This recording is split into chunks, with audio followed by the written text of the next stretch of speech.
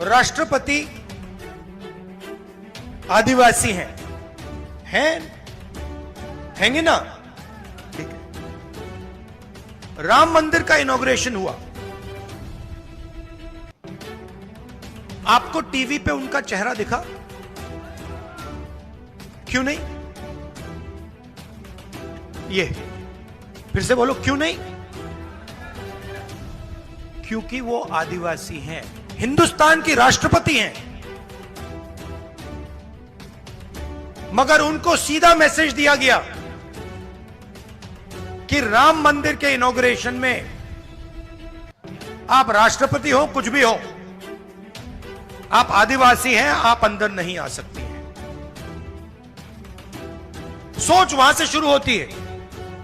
आपने टीवी देखा, राम मंदिर के इनॉग्रेशन में आपने किसी गरीब को देखा? किसान, मजदूर ना था? कौन था? अंबानी था, अदानी था,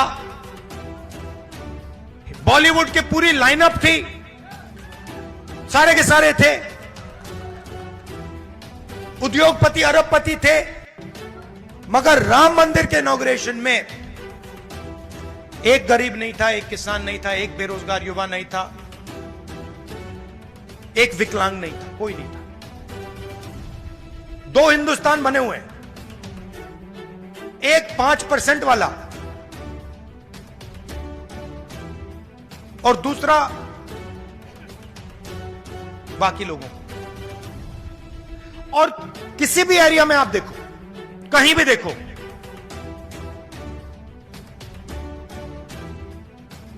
आपको पिछड़े, दलित, आदिवासी नहीं दिखने वाले।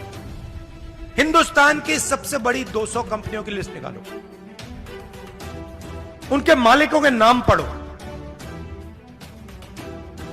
एक आदिवासी नहीं मिलेगा। मैंने चेक किया है, मैंने लिस्ट निकाली है सबकी, इनके सीनियर मैनेजमेंट की लिस्ट निकाली है। अदानी जी आपकी जमीन लेते हैं,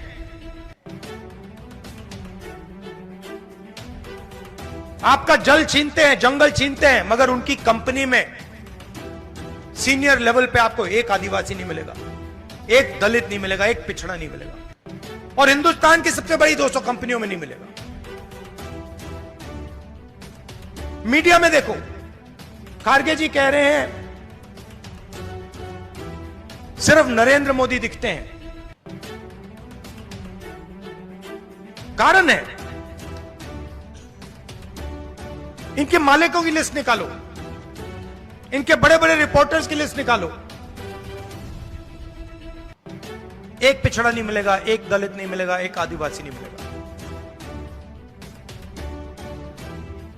90% हो आप हिंदुस्तान के, 90%। उसमें गरीब जनरल कास्ट भी जोड़ दो, 5% और ले लो, और जोड़ दो। मीडिया में आपका कोई नहीं, बड़ी कंपनियों में आपका कोई नहीं। हिंदुस्तान के बजट को 90 लोग चलाते हैं, आईएएस अफसर हैं। राजस्थान में भी वही है, यहां पे राजस्थान की सरकार को 60-70 लोग चलाते हैं। उनकी लिस्ट निकालो।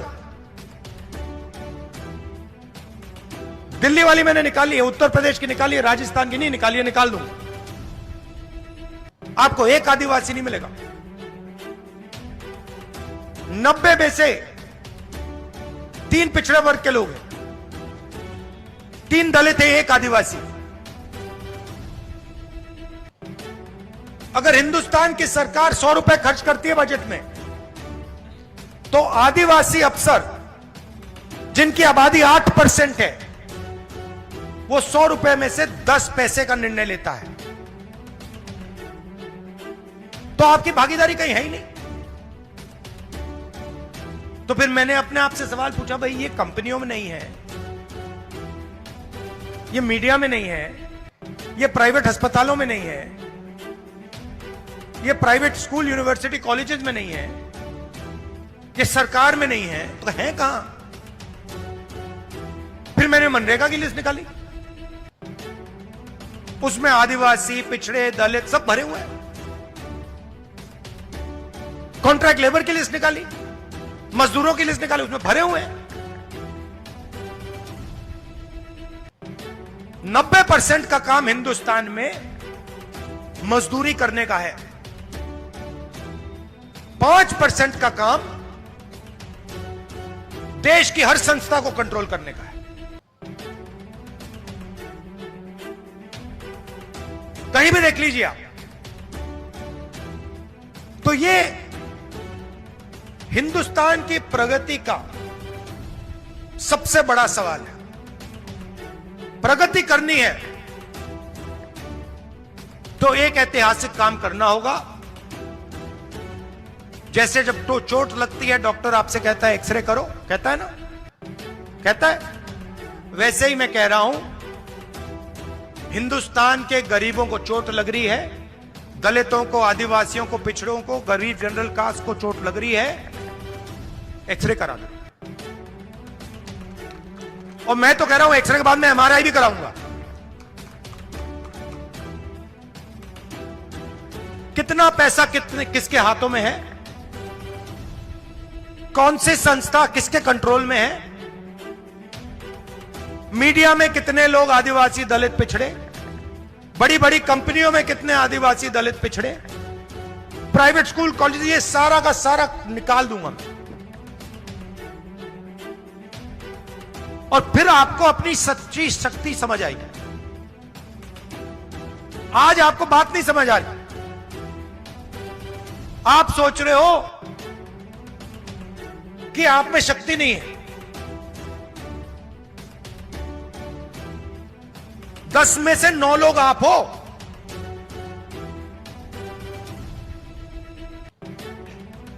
और आपके सब रास्ते बंद कर दिए। पहले आर्मी में जाते थे, अग्निवीर कर दिया। पहले पब्लिक सेक्टर हुआ करता था, पूरा का पूरा प्राइवेटाइज कर दिया। पहले पब्लिक सरकारी कॉलेजेस, सरकारी स्कूल होते थे, अच्छे चलते थे, पूरे का पूरे बंद कर दिए। पहले सरकारी अस्पताल होते थे, बंद कर दिए प्राइवेट।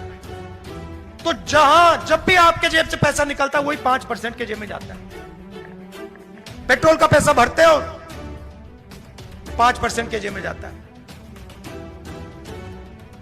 सड़क पे टोल देते हो, 5% के जेब में जाता है। फल खरीदते हो, 5% के जेब में जाता है।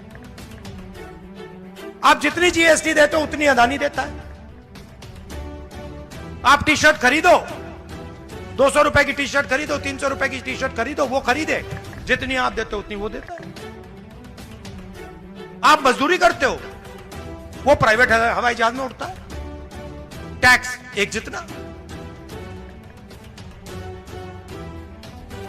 तो जाति जनगणना से ये सब साफ हो जाएगा, देश को पता लग जाएगा, 90% को समझ आ जाएगी बात, भैया कैसे हमें इस देश में ठगा जा रहा है।